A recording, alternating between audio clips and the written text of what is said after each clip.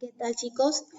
Empezaré con el tema del tutorial acerca del laboratorio de la práctica 4, que se trata sobre cariotipo, ideograma, bandeo C y G. El contenido va a estar marcado para esta práctica 4 acerca de lo que vamos a dar en general sobre cariotipo humano, elaboración de un cariotipo, técnicas de bandeado, ¿sí? Con respecto a las alteraciones morfológicas del cariotipo, que son los cambios numéricos y estructurales, vamos a dar la próxima clase, que sería la última práctica, que es la práctica 5. El propósito a la cual queremos llegar es describir el procedimiento para realizar un cariotipo. Justamente para la tarea que van a hacer en su informe, tienen que tener en cuenta el procedimiento en sí para que puedan hacer en su informe, justamente.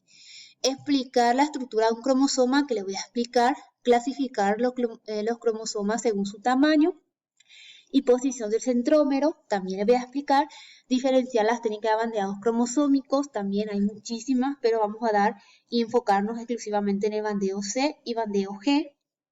Identificar las alteraciones numéricas y estructurales de los cromosomas, esto va a ser para la próxima clase, y determinar la naturaleza de los desórdenes genéticos.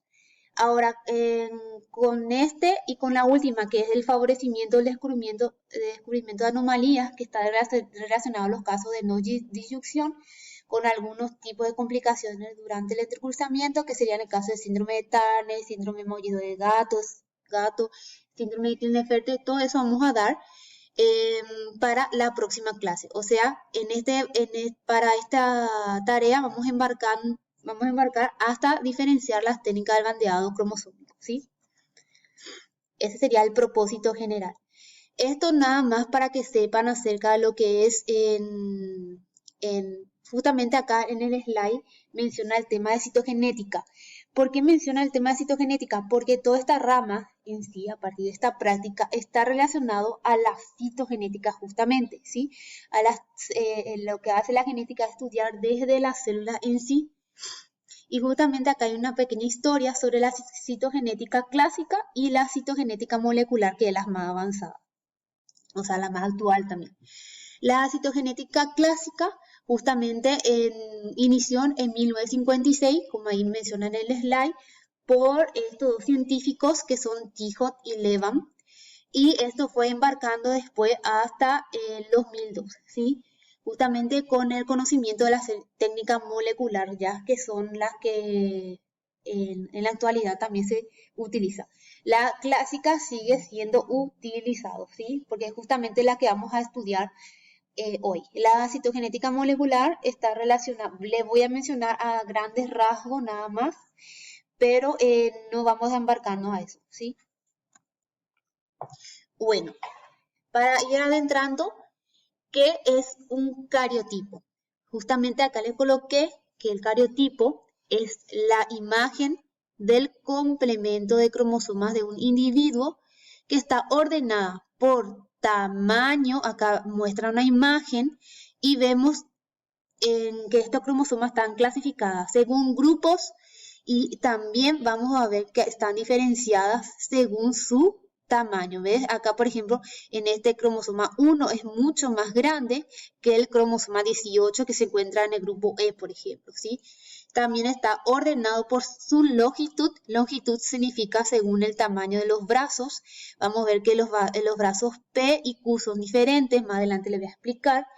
También está en este caso ordenado según su forma, porque todas tienen formas distintas, y la ubicación de su centrómero, ¿sí? Que más adelante le voy a explicar también a qué se refiere eso. También, para que puedan tener en cuenta acerca de lo que es un cariotipo, es una representación gráfica que justamente muestra nuestra imagen o fotográfica de los cromosomas presentes en el núcleo de una célula somática de un individuo. Acuérdense que hay una célula somática y también están las células sexuales, ¿sí? O sea que el cariotipo puede estar representado por por 22 pares autosómicos. Estos 22 pares autosómicos justamente son desde este grupo A hasta este grupo G que termina, ¿sí? También el X y el Y forman parte de grupos. El X, por ejemplo, entra en el grupo C y el Y entra en el grupo G. Este X son pares, o sea, sería el par del cromosoma sexual que le va a separar de los cromosomas autosómicos, ¿sí? Entonces, para que puedan diferenciar, acuérdense que no es 22 pares cromosomas que tenemos, sino es 23.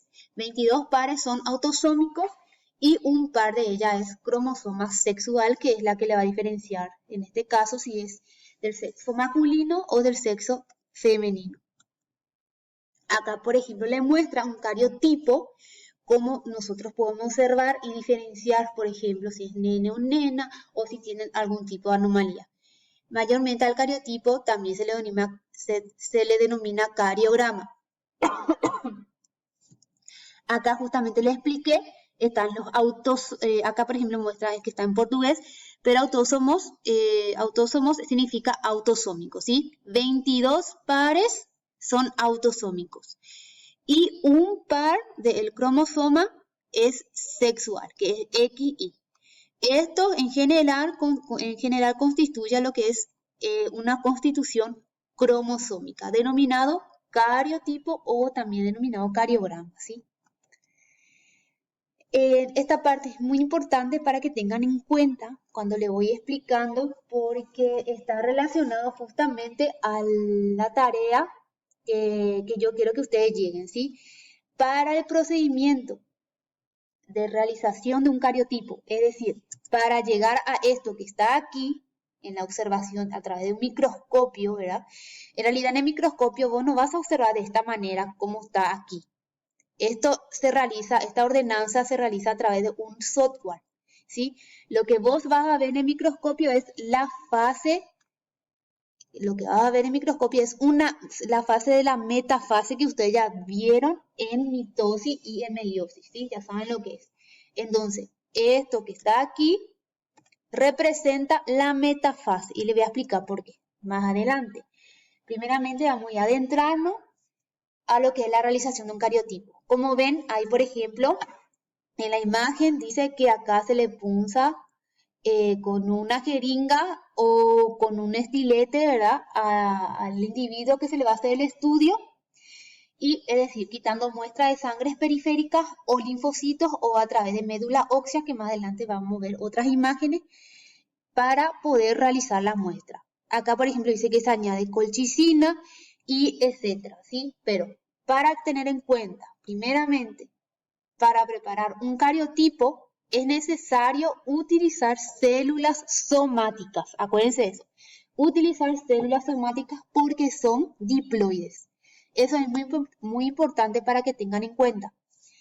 Y luego se realiza un tratamiento para estimular la mitosis, ¿sí? ¿Quién es la que va a estimular la mitosis? Justamente lo que le mencioné es la colchicina, ¿sí? La colchicina va a ser la encargada de estimular la mitosis y de tener esa fase de la metafase para poder observar luego en un microscopio. Entonces, posteriormente lo que se hace es interrumpir la división celular, ¿sí? Eso es lo que ya le mencioné acerca de la colchicina. Y la fase, la que se va a observar, se hace con una condensación, o sea que la fase en que vamos a observar que es de la metafase, ustedes ya saben que ocurre la mayor condensación de los cromosomas, ¿sí? Vamos a ver que ya están alineadas y todas esas cosas, van a estar marcadas según el tipo de bandeo que vamos a utilizar o qué tratamiento se le va a colocar. ¿Sí? Acá, por ejemplo, muestra cómo se va traspasando los glóbulos blancos, ¿verdad? Se va centrifugando eso, se va fijando con alcohol y luego se va tiñendo con un colorante denominado gienza. Gienza tiñe solamente, en este caso, células animales, ¿sí? Entonces hay que tener en cuenta eso, no es orceína como en el caso de los vegetales. Y justamente acá, por ejemplo, vemos que se observa después en el microscopio, acá lo dice, las células metafase han estallado, ¿sí? Entonces, lo que nosotros vamos a ver, esto se fotografía y esta fotografía se lleva a un software o mayormente se le hace en forma manual y se hace un corte y pega y luego se hace un ideograma o cariograma, que es la que muestra en la última parte de la imagen, ¿sí? A modo que vayan teniendo en cuenta sobre eso. Más adelante le voy a mencionar sobre el tema del tipo de bandeo cromosómico para que ustedes puedan entender en cuenta todo eso que les estoy mencionando con el procedimiento en la cual se realiza un cariotipo en sí. Em, Mayormente, si nos vamos más adelante, con esta figura, acá por ejemplo, amostras son muestras en portugués, que ya le mencioné, por ejemplo, en el procedimiento acá, por ejemplo, vimos que hubo una punción de sangre nada más con un estilete, ¿verdad? Pero acá vemos que ya a la enfermera les trae sangre a un paciente, ¿verdad? Entonces, según la técnica de Morgan et al. 1960, que es la que se sigue utilizando, se quita la sangre y se guarda en un tubo de ensayo. Esto se guarda ahí y obviamente que se coloca fitohemaglutinina. Esa hay que tener en cuenta. La fitohemaglutinina lo que va a hacer es, se utiliza como anticoagulante, ¿sí? Porque lo que hace es la sangre al quitarse se va coagulando, entonces después ya nos puede servir la muestra para realizar el procedimiento. Entonces lo que se hace primeramente al paciente es traer la sangre periférica con una jeringa estéril, obviamente, y eso se va cultivando justamente con suero fetal bovino, se cultiva eso, y con fitohemaglutinina que se va a utilizar justamente para que no se coagule la sangre. También la fitohemaglutinina es un compuesto químico que se utiliza para estimular las células, principalmente los linfocitos T, para que tengan en cuenta, ¿sí? Y luego de realizar todos estos procedimientos, mayormente se incuba en un cultivo de 37 grados Celsius y esto va a depender, puede ser de 48 a 72 horas. Mayormente se deja hasta 72 horas, ¿sí? Acá muestra 70 horas, pero en realidad es 72 horas la que debe cumplir para tener todas las muestras equitativas, ¿sí?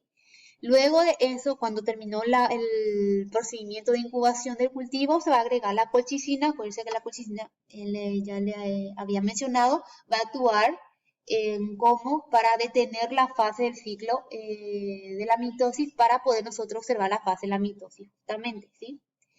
Luego se hace un tratamiento hipotónico con cloruro de potasio, justamente para poder lavarlos también con un fijador de metanuracilo acético 3,1 y luego se van haciendo el extendido, ¿sí? El extendido se hace a través de una lámina que es la que vamos a utilizar para observar en el microscopio y después la coloración, ¿sí? Para la coloración se utiliza Gienza, ¿sí? Mayormente para que se puedan bandear nuestro cromosoma. Los cromosomas podemos observar en forma convencional, en donde vamos a ver que todos los cromosomas se tiñen y se diferencia solamente el centrómero, o puede ser a través de técnica de bandeos. Cuando hay con técnicas de bandeo, mayormente antes de colocar la coloración de Gienza, se utiliza un tratamiento con trixina. Y esta trixina lo que hace es marcar las bandas oscuras y claras de los cromosomas que más adelante les voy a mostrar. Acá hay otras técnicas que se utilizan, que son en el caso de la fragmentación mecánica o enzimática, que se hace mayormente para muestras con biopsias de material de aborto, placentas o fetos, ¿sí? Después, en el caso acá solamente mencionar el tema de la colchicina, ¿verdad? Que yo ya le mencioné, que es la que va a detener la fase de la mitosis.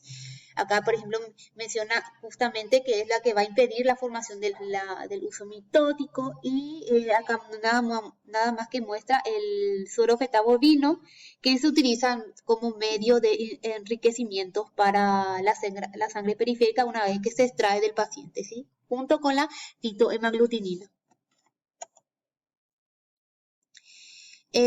Bueno, como el tiempo se nos acabó, voy a hacer la segunda parte de nuestra diapositiva.